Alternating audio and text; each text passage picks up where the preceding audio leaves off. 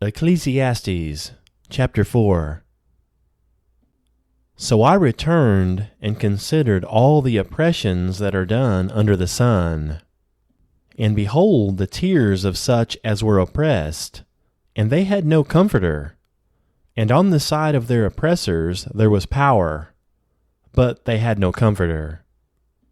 Wherefore I praised the dead, which are already dead, more than the living, which are yet alive.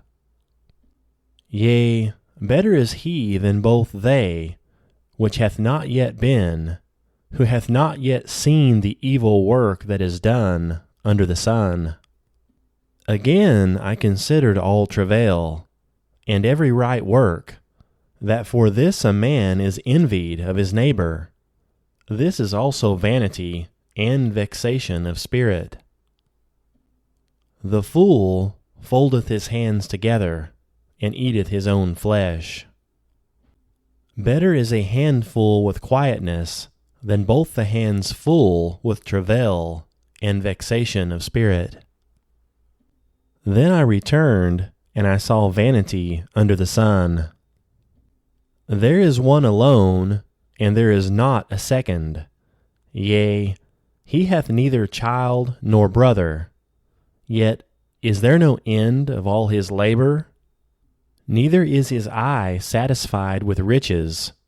Neither saith he, For whom do I labor, and bereave my soul of good? This is also vanity. Yea, it is a sore travail. Two are better than one, because they have a good reward for their labor. For if they fall, the one will lift up his fellow. But woe to him that is alone when he falleth, for he hath not another to help him up. Again, if two lie together, then they have heat, but how can one be warm alone?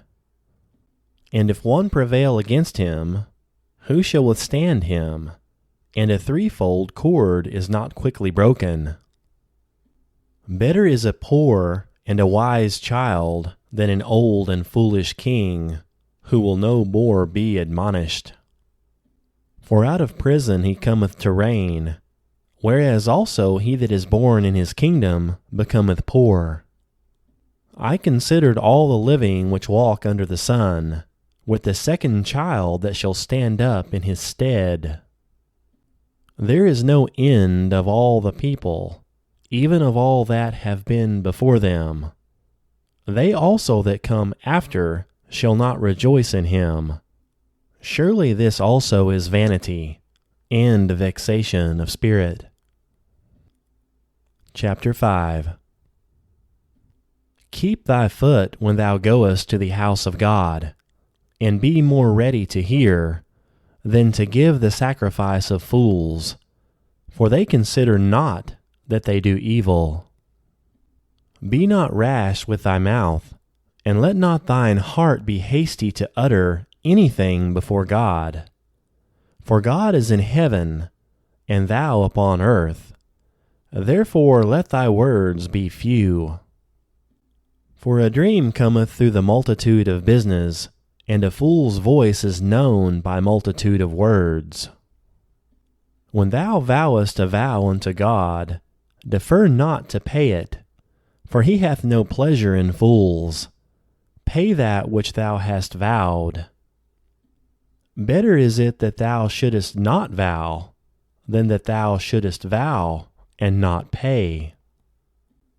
Suffer not thy mouth to cause thy flesh to sin, neither say thou before the angel that it was an error. Wherefore should God be angry at thy voice, and destroy the work of thine hands? For in the multitude of dreams and many words there are also divers vanities. But fear thou God. If thou seest the oppression of the poor, and violent perverting of judgment and justice in a province, marvel not at the matter, for he that is higher than the highest regardeth, and there be higher than they. Moreover, the profit of the earth is for all, The king himself is served by the field. He that loveth silver shall not be satisfied with silver, nor he that loveth abundance with increase. This is also vanity. When goods increase, they are increased that eat them. And what good is there to the owners thereof, saving the beholding of them with their eyes? The sleep of a laboring man is sweet, whether he eat little or much, but the abundance of the rich will not suffer him to sleep. There is a sore evil which I have seen under the sun, namely, riches kept for the owners thereof to their hurt. But those riches perish by evil travail, and he begetteth a son, and there is nothing in his hand. As he came forth of his mother's womb, naked, shall he return to go as he came, and shall take nothing of his labor, which he may carry away in his hand. And this also is a sore evil, that in all points as he came, so shall he go. And what profit hath he that hath labored for the wind? All his days also he eateth in darkness, and he hath much sorrow and wrath with his sickness. Behold that which I have seen. It is good and comely for one to eat and drink, and to enjoy the good of all his labor that he taketh under the sun, all the days of his life, which God giveth him, for it is his portion. Every man also to whom God hath given riches and wealth, and hath given him power to eat thereof, and to take his portion, and to rejoice in his labor, this is the gift of God.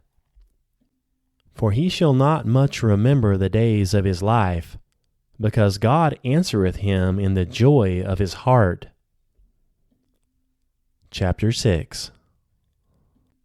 There is an evil which I have seen under the sun, and it is common among men.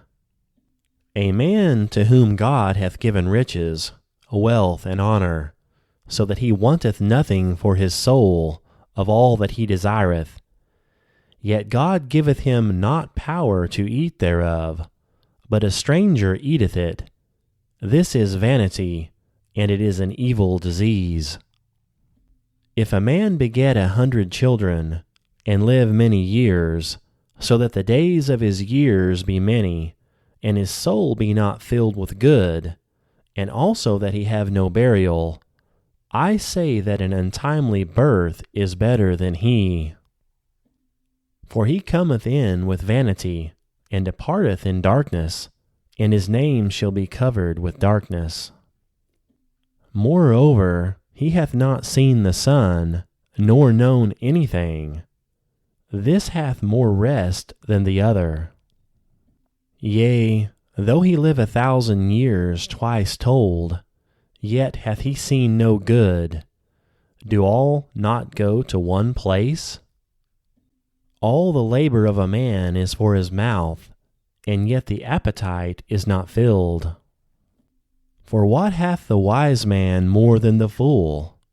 What hath the poor that knoweth to walk before the living?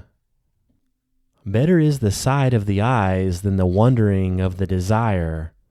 This is also vanity and vexation of spirit. That which hath been is named already, and it is known that it is man. Neither may he contend with him that is mightier than he.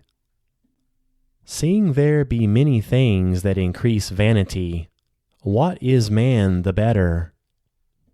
For who knoweth what is good for man in this life, all the days of his vain life which he spendeth, as a shadow? For who can tell a man what shall be after him under the sun?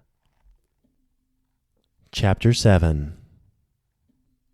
A good name is better than precious ointment, and the day of death than the day of one's birth. It is better to go into the house of mourning than go to the house of feasting. For that is the end of all men, and the living will lay it to his heart. Sorrow is better than laughter, for by the sadness of the countenance the heart is made better. The heart of the wise is in the house of the mourning, but the heart of fools is in the house of mirth. It is better to hear the rebuke of the wise than for a man to hear the song of fools.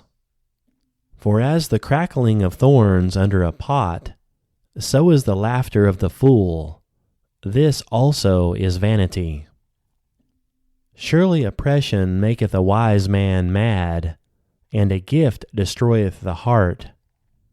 Better is the end of a thing than the beginning thereof, and the patient in spirit is better than the proud in spirit.